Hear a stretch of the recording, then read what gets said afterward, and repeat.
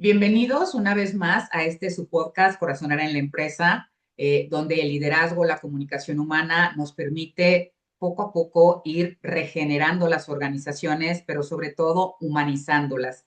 Estamos de plácemes y cerrando este episodio 31, que es el último del año, con una invitada de lujo, Laurelena Urrutia, que van a ver poco a poquito cómo ella es una experta en un tema que es vital para todas las personas que rebasamos los 40 años y que muy pocas veces ponemos dentro de nuestro radar o en la mesa o lo dialogamos porque pensamos que quizá la juventud va a ser eterna, cosa que debemos comenzar a planear desde ahora.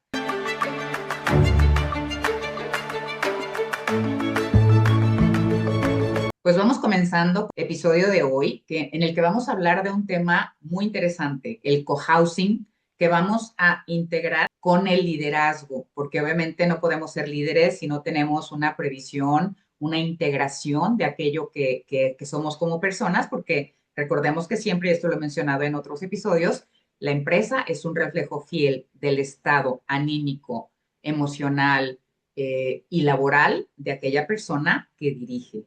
Laurelena Urrutia, un gusto tenerte por aquí. Muchas Platícanos un gracias, poquito muchas cómo gracias. llegas, qué es el cohousing, por qué es tan importante en esta etapa de la vida y por qué es algo que tenemos que tener muy presente las personas que andamos en los 38, 39, 40, 50 años, porque la realidad es que pocas veces lo tenemos por cultura nacional. En México no tenemos la cultura de la prevención, estoy segura que en otros países latinoamericanos tampoco. Entonces es imprescindible que nos quede claro por qué esto es un punto a tocar, a desarrollar y a integrar no solamente en nuestra vida personal, sino también en nuestro liderazgo, porque tener esta tranquilidad de haberlo integrado se va a reflejar en la calidad de nuestro liderazgo dentro de la organización o nuestro entorno con nuestro equipo de trabajo.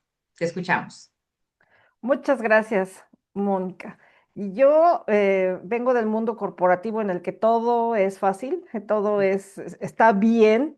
Se Ujú. supone que las personas que estamos en el mundo corporativo estamos nada más pensando en este tema, somos competitivos y creemos que eso es todo lo que nos rodea. En ese momento, cuando yo dejo este mundo, corporativo, empiezo a buscar qué es lo que hago y por estadísticas, yo soy financiera, veo que la población está creciendo, además de gusto personal, me gusta tratar con los adultos mayores y entonces adquiero una franquicia para el cuidado del adulto mayor. Y me dedico a esto y me doy cuenta que todas las personas que están viviendo en este mundo no es realmente que quisieran llegar ahí, sino que todos llegamos por alguna necesidad de cuidado, porque no previmos nuestra salud. Y todas estas personas pues llegan solas, ¿no? Aunque tengan familia y tengan recursos, no tienen comunidad, no tienen alguien con quien convivir, a pesar de que están rodeados de gente en un asilo, pues son personas que no conocen y es difícil establecer relaciones personales cuando ya te sientes mal, cuando ya tienes algún tipo de demencia, cuando estás ya en unas condiciones en las que no puedes fomentar estos lazos afectivos. Entonces me doy cuenta y conozco el cohousing y el cohousing me doy cuenta que es una verdadera solución a esta situación. No es de que no se necesiten los asilos, es que realmente podemos evitar llegar a uno en el que nosotros no tengamos comunidad. Entonces, Ok. no es una moda, es una parte en la que nosotros podemos vivir mejor.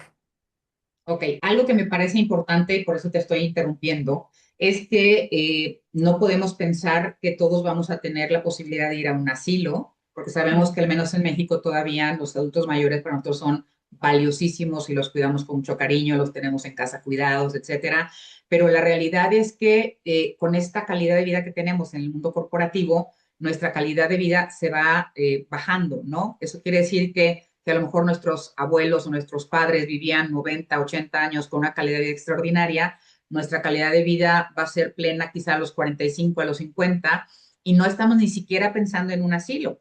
Y el asilo no es un sinónimo de vejez, ¿no? Esta claridad me parece importante hacerla porque el cohousing en ese momento se vuelve una alternativa muy valiosa que no es un asilo. ¿no? Así Simplemente para es. clarificar términos y que puedas seguir compartiéndonos qué es, cómo nace, qué estadísticas tiene, etcétera. Adelante. El cohousing es un modelo de vivienda que nace en Europa y que ahorita estamos trabajando con la UNAM para tropicalizar los conceptos y adaptarlos a México. En realidad, este modelo de vivienda tiene que ser construido de preferencia desde etapas más tempranas. ¿Por qué? Porque es importante fomentar los lazos afectivos de calidad que crean esta convivencia, este cohousing, esta comunidad en la que nos agrupamos por intereses similares y en la que las personas colaboramos en todos los sentidos. No hay un jefe, no hay un líder. Generalmente o debe de ser autogestionado, puede haber alguna dirección por el expertise de alguna de las personas porque las comunidades generalmente se constituyen de personas que tienen muchas experiencias en varias áreas. Entonces, cada quien aporta el expertise que tiene y alguna persona puede tener la habilidad de liderazgo, sin embargo, no es jefe. Entonces, todos participan, todos tenemos que aportar de nosotros para hacer una buena convivencia. Ok, algo importante que me parece prioritario que nuestro auditorio pueda comprender es que el cohousing es una alternativa que tiene varias partes, ¿no? Tiene la parte inmobiliaria, tiene la parte humana de las personas que la van a habitar y tiene la parte de la forma en que se gestionan esas comunidades. ¿Nos puedes hablar un poquito más al respecto? Claro que sí, fíjate que ese es un tema muy importante de que todos tengamos en mente, porque podríamos pensar lo que es tan sencillo como decir, pues me pongo de acuerdo con mis amigos o con las personas con las que vamos a ver, y pues a ver qué casa encontramos y a ver en dónde me gusta y tiende a ser un proyecto muy soñador. Sin embargo, como bien lo mencionas, este tipo de proyectos tienen la estructura de una empresa. Tenemos que ver la parte inmobiliaria, ver la parte legal, porque debe de ser sobre una base en la que las personas puedan heredar y tener seguridad jurídica sobre este bien. En la parte de la comunidad pueden ser o no amigos, las relaciones afectivas de calidad no pueden ser, a lo mejor no son tan íntimas, pero sí son lo suficientemente de confianza como para poder convivir con ellas y todas las partes en las que nosotros podemos participar tienen que ser integradas de una manera tal que propicien la convivencia. Ok, creo que también es importante, redondeando lo que acabas de decir, entender que este cohousing, este modelo de convivencia en la edad de plata, digamos 45, 50 y más, es un modelo muy virtuoso que, como bien decías, está probado, pero que en tu caso tú tienes una expertise muy particular porque has trabajado anteriormente en casas de esta naturaleza que no cumplen algunas características que el cohousing sí. ¿Nos puedes hablar Así es. brevemente sobre eso, por favor? Con mucho gusto. Pues es nada comparable una residencia de cuidados para adultos que un cohousing, nada. Es de hecho, yo creo que la parte contraria, porque la comunidad la construyes con personas en la que fomentas lazos y tienes puntos en común o afinidades. En una residencia para adultos llegas para cuidados y para convivencia, a lo mejor con personas que pueden o no ser afín a ti. Entonces, Ok, es una situación muy diferente porque las personas crean su futuro, crean su vida en un cohousing y en una residencia para adultos. No es así. no sucede. Fíjate. Vamos resumiendo, porque creo que es importante como empezar a amarrar puntos. Diferencias, ¿no? Una cosa es una residencia para el cuidado del adulto mayor y el cohousing es completamente diferente porque no solamente es una propiedad inmobiliaria que está constituida legalmente de manera equitativa, sino que también se buscan las alternativas de la invitación a ese cohousing, a ese inmueble concretamente, con personas afines. Y aquí creo que una de las cosas más importantes de tu propuesta de valor, que como se imaginarán, yo he platicado con Laura anteriormente, es que tú tienes un modelo que puede ayudarles a garantizar que esa afinidad y este inmueble puedan resultar en un cohousing virtuoso que no tenga, digamos, personas que no sean compatibles, que no sea heredable, como decías, y que evidentemente se puede ir planeando desde ahora, porque inclusive la propiedad pues se compra entre varias personas, se distribuye igual, pueden tener o no, como decías tú, alguien que gestione esa casa, pero también puede haber servicios de otra naturaleza, ¿no? O sea, puede haber quizá un vehículo común para llevarlos a lugares, pueden tener quizás si tienen alguna cirugía, un terapeuta o un fisioterapeuta que pueda ir y que pueda mantener a las personas que puedan quizá tener necesidad de una clase de yoga o de spinning si es que están habituados al ejercicio. O sea, este modelo no solamente es tener compañeros de vida que son afines a nosotros, teniendo la propiedad del inmueble de manera equitativa, sino Ujú. es una forma de generar comunidad, ¿sí? Así es, así es. Platícanos un poquito más en qué se distingue tu modelo, Laura, porque tú tienes un modelo muy valioso que creo que es la parte más importante de lo que hemos hablado hasta el momento. Muy bien dicho. Quiero aclarar que las comunidades de retiro son de varios tipos. No todos somos propensos a uno. Todos tenemos diferentes preferencias. Habrá personas que dentro de esas comunidades existen el co-living, el Uh -huh, cohousing, uh -huh, los bienes inmuebles que son adecuados para comunidades de retiro, pero que correcto. no son intencionados. Entonces, el cohousing es un lugar intencionado. Lo importante de esto es que las personas, es un modelo probabilístico porque no vamos a hacer algo en lo que puedan decir, es que yo me imaginaba que iba a estar todo perfecto. Nada es perfecto, todo implica trabajo. Uh Tenemos que -huh. tener la voluntad de crear, de dejar que todas las personas participen. No hay un liderazgo en el que yo diga, yo soy el líder, yo voy a hacer esto, sino que todos tenemos que participar.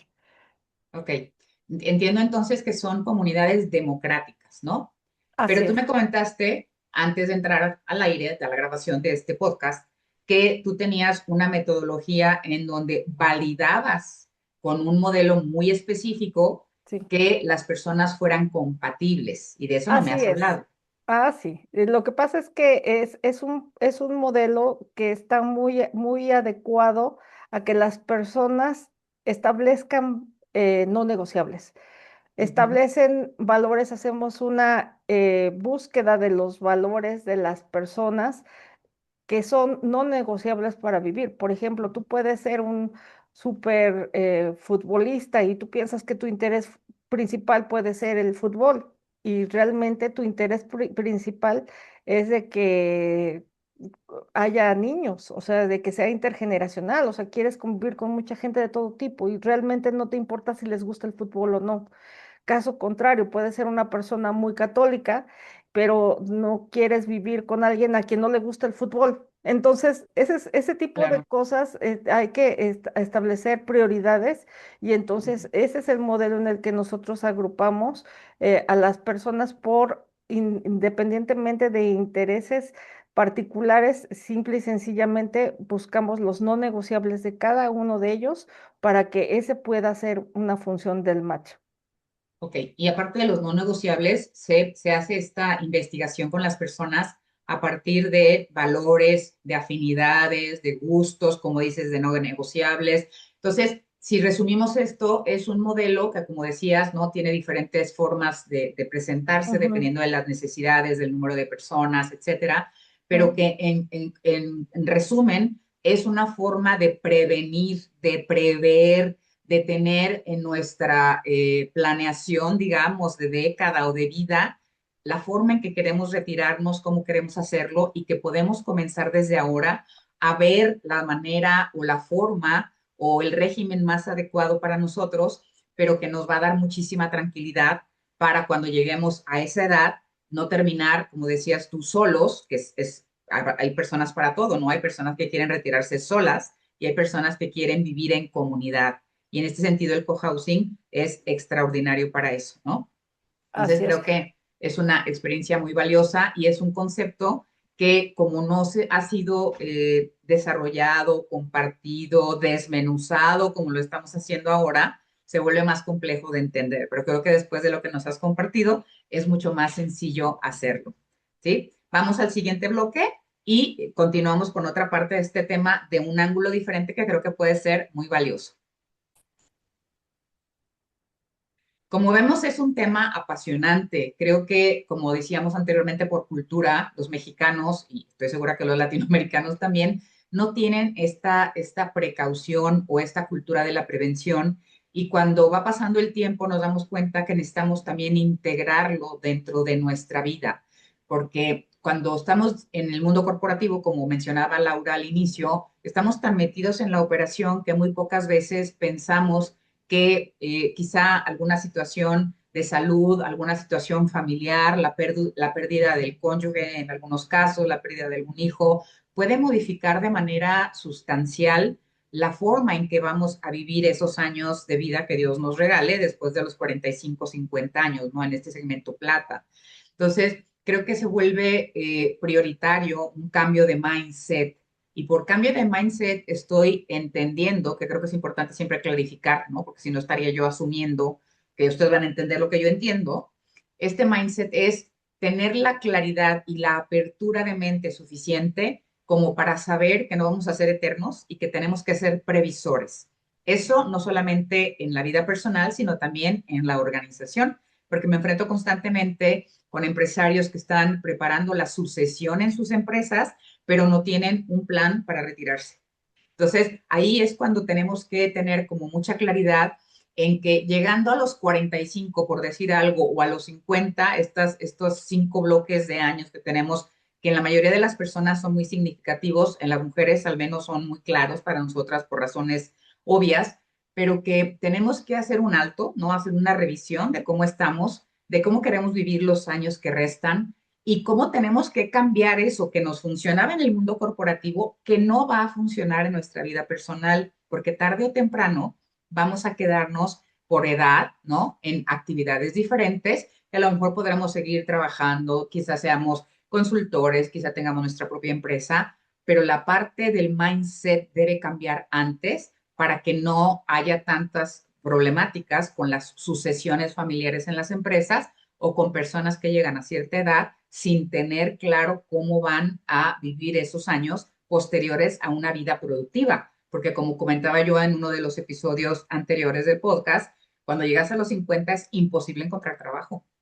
Veía yo un podcast, perdón, un post en LinkedIn hace unos días, ven que la burbujita esta que dice contratando, etcétera, que se cambia de color, decía, llegué a los 50, ¿no? Con un hashtag, no soy empleable. Se me hizo impresionante porque es la realidad de las personas, ¿no? Es cuando estamos más capacitados, tenemos más experiencia, tenemos más habilidades, tenemos más resiliencia, y es cuando las empresas ya no contratan y después se sorprenden porque los resultados son lo que esperaban, ¿no? Creo que el match importante de mindset en este cambio es unir experiencia con juventud, pero sobre todo cambiar el mindset personal, hacer un alto como muy coherente en la vida, a lo mejor irnos un fin de semana con los amigos, con el psicólogo, tener algún acompañamiento, algún mentor, etcétera, para que nos ayude a ver aquello que no vemos y que podamos realmente entender cómo tenemos que integrar esa parte y prever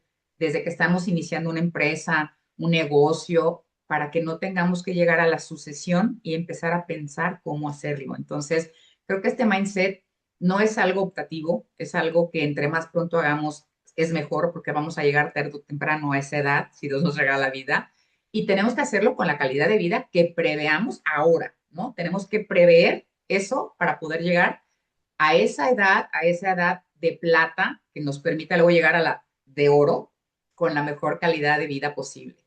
Laura. La cultura de la prevención es lo más importante en este modelo, la aceptación de que Ujú, estamos creciendo, ujú, de que cada día que pasa tenemos día más cerca al siguiente. Y desafortunadamente no nos damos cuenta o pensamos que un día más estamos en el mismo nivel y no, estamos siendo más viejos. Entonces, la verdad es que todas las personas que he conocido, adultas, mayores, ya de la edad de oro, nunca supieron a qué horas llegaron ahí. Entonces, es bien importante que nosotros tengamos conciencia de este momento y aceptar esta situación en esta edad para que nos vaya facilitando el camino y no nos tome por sorpresa Y me da esta mucha risa situación. esto porque creo que es un dicho común, ¿no? ¿En qué momento? ¿No? Yo veo a mis Sí, sobrinas crecer y digo, Dios mío, ¿en qué momento? Si acá hace ratito que la abrazaba y le ponía el chupón, ¿no?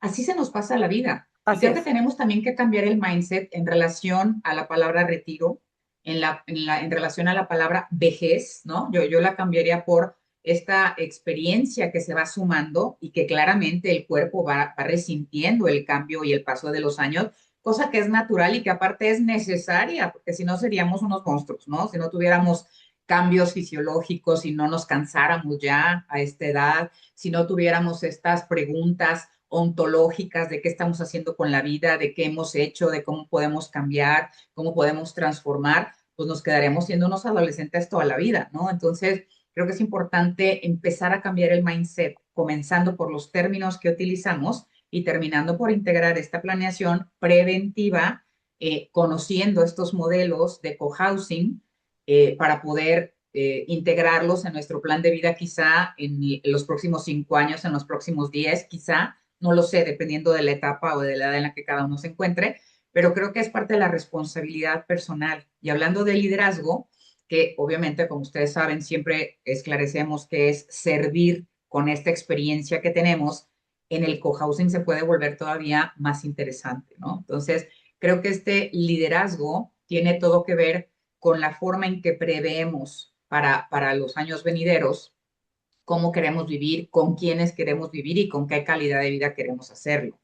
Por otro lado, cuando hablamos de este cambio de mindset en las organizaciones, que siempre hablamos de no solamente servir con el liderazgo, sino de humanizar las organizaciones, por principio de coherencia, este cambio de mindset nos es urgente, porque si no comenzamos con nosotros, no podemos pensar en nuestros colaboradores, en los empleados, en las responsabilidades, en las familias que obviamente dependen de nosotros. Entonces se vuelve algo urgente en el sentido de que si yo lo preveo quizá 5 años, 10 años, 20 años antes de mi retiro, va a ser mucho más sencillo que lo hagamos, ¿no? Y voy a hacer una comparación absurda, pero obviamente cuando llega el bebé o cuando la pareja está esperando una criatura, pues estamos pensando en el color de la habitación, en la cuna, en la ropita, etc., etc.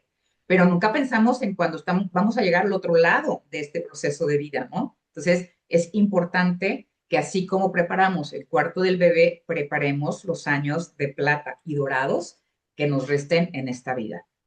Quiero agregar algo a esto. Es muy importante saber que tenemos 20 años en promedio más de esperanza de vida. Así que ¿Ok? en este momento tenemos que saber que la preparación que nosotros pongamos no va a afectar solamente a la vejez, sino al extra de 20 años que tenemos en promedio, porque realmente por eso existe el movimiento de Silver Economy, porque somos un segmento de la población que no existía hace 20 años. Y que crece cada día. Así es, así es. Nosotros tenemos, por ejemplo, yo soy de la generación X. La generación X tenemos un promedio de 20 años más de vida. La esperanza de vida nos da muchas oportunidades, pero también muchos retos porque debemos de cambiar nuestra mentalidad de forma personal para nosotros saber qué vamos a hacer con recursos, no nada más económicos, de salud, de relaciones personales, profesionales, porque nosotros ahorita estamos también influyendo mucho para las nuevas generaciones, haciendo nuevos negocios. Entonces, eso es algo que quería mencionar, porque no nada más es el cambio en referencia al cohousing, sino en realidad a la experiencia que vamos teniendo o que debemos tener en cuenta para esos 20 años, ese tiempo extra que tenemos? Pues súper interesante todo lo que hemos visto con Laura hasta este momento, porque esto se estarán preguntando ustedes qué tiene que ver con la comunicación y el liderazgo regenerativo después de este cambio de mindset. Yo lo vería desde una perspectiva inversa. ¿Esto qué quiere decir? Que cuando nosotros podemos entender interiormente todo esto que acabamos de revisar con Laura y podemos ser capaces de cambiarlo, este mindset que anteriormente quizá porque no había estos 20 años extra que nos mencionaba Laura, no teníamos presente. Tenemos que entender que la única manera en que podemos llegar a transformar la forma en que vamos a vivir estos años es a través de una comunicación humana que regenera. La mayoría de los problemas que yo me encuentro en las organizaciones, los he comentado en otros episodios, tienen que ver con lo que uno entendió, el otro asumió, el otro no dijo, y a lo mejor el hijo pensó que iba a heredar la empresa o que iba a ser el director Así general, es, nomás porque ya eso. había acabado la carrera, ¿no? Y eso tiene que ver con una comunicación clara. Y esta comunicación no estoy hablando con que ustedes me entiendan a lo que yo les digo y viceversa. Quiere decir que debe ser una comunicación lo suficientemente estratégica, planeada. De hecho, el término técnico es arquitectura de la comunicación, en donde intencionalmente tenemos claridad de lo que tenemos que hacer, de cuál es este propósito que queremos lograr con la comunicación, de qué manera lo tenemos que hacer, dónde perdemos tiempo, cómo esto nos hace, cuando no lo comunicamos, nos hace cargar con mucho más de lo que deberíamos porque asumimos que por ser líderes tenemos que estar disponibles 24/7 o no nos podemos ir de vacaciones porque entonces ¿quién va a hacer las cosas? Y sin querer, al no tener este cambio de mindset, nos volvemos el cuello de botella y eso se vuelve un costo altísimo en lo personal, más que en lo laboral. También en lo laboral porque genera costos silenciosos en retrabajos, en mermas, en situaciones que se pudieron haber evitado en relaciones interpersonales, por ejemplo, que se rompen o que se fracturan por no haber dicho algo a tiempo o por no haber preguntado o por haber hablado de más, que eso sucede en las familias a la hora de la comida, o porque a lo mejor llegué muy cansado a casa y en lugar de preguntarle a mi esposa o a mi pareja cómo estás, cómo fue tu día con los niños, llego y le digo, vieja, dame una cerveza, ¿no? Eso es comunicación y como es algo que hacemos como la respiración, no nos damos cuenta que mejorándola puede transformar el resultado. Y esta comunicación no es solamente comunicación, es comunicación regenerativa. Es una comunicación mucho más estratégica, mucho más asertiva, más intencionada para que el liderazgo que tenemos en nuestra vida laboral, perdón, y en nuestra vida personal realmente dé los resultados que puede dar. En este momento yo tengo la convocatoria abierta, mi programa Communication and Leadership Rewired. Es una convocatoria por invitación porque necesito estar segura que las personas que participan en ella me conocen, saben lo que hago, han trabajado conmigo y porque no necesariamente tienen que haberme conocido, pero que sí sepan cuáles son los beneficios que pueden lograr al mejorar esto, ¿no? Y entre los beneficios les puedo contar de esta metodología que tiene mucho de virtuoso y que he probado con más de 1,500 líderes a lo largo del tiempo, vas a ahorrar 30 horas diarias, vas a reducir 25% de los costos ocultos, estos que acabo de mencionar, de los retrabajos, las broncas con la pareja, con los hijos, del yo le dije pero no entendió, de las instrucciones que vemos que damos y que lo que vemos cuando se realizan que no se entendieron en absoluto, pero tampoco preguntaron y nosotros no nos aseguramos de que hubieran comprendido como necesitamos que lo hicieran. Y entonces, aparte de reducir esos costos ocultos que nunca están en los estados financieros, vamos a tener una vida mucho más equilibrada, pero sobre todo vamos a tener claridad estratégica en la forma de dirigir, porque puedo ser yo un líder maravilloso, que todo el mundo me diga qué gran líder, y la realidad es que lo único que tengo es un puesto de autoridad. No es lo mismo que liderazgo. ¿Sí? Recuerden que no somos lo que hacemos. El liderazgo y la autoridad se ganan con el testimonio. Y si ustedes piensan en un líder que recuerden o al que pudieran citar, pienso ahorita así en corto porque está reciente, Papa Francisco, ¿no? Papa Francisco es un líder natural. Pero ¿por qué es natural? Porque es humano, porque fue coherente, porque fue humilde. Esas cosas son las que debemos comunicar con nuestra vida para que nuestros equipos de trabajo puedan realmente llamarnos líderes.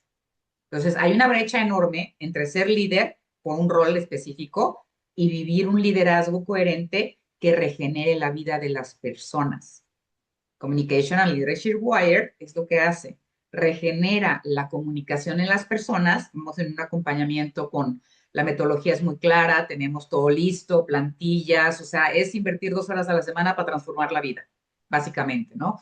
Y vamos viendo por qué acabábamos tan agotados cada año, cada semestre. Llegamos en la noche y Dios mío, estoy agotado, pero no hice nada, ¿no? Entonces, de eso se trata esta metodología. Hay convocatoria abierta por ahí, si me dejan su nombre en los comentarios del podcast, puedo mandarles más información o el formulario de convocatoria, pero tiene todo que ver con el tema de hoy, porque así como nunca pensamos en nuestro futuro y cómo planear esta calidad de vida para los años que Dios nos regale, tampoco pensamos en que nuestra comunicación puede mejorar para transformar nuestro liderazgo. Es como la respiración, ¿no? Si estamos respirando así, pues pobre corazón, ¿no? Al rato le va a dar un achuchón por ahí. Pero cuando respiramos con tranquilidad, cuando podemos gestionar esta respiración, porque creo que es el único sentido que podemos acomodar, la comunicación también es el único recurso renovable, no agotable, porque depende de la identidad de cada persona y de su sello. Y entonces, cuando podemos entender cómo trabajarlo, como cuando trabajamos la respiración para quizá entrar a una meditación o cuando estamos agitados que decimos, espérame, porque déjame pensar y agarrar aire porque no puedo ni hablar, ¿no? Tenemos que hacerlo también.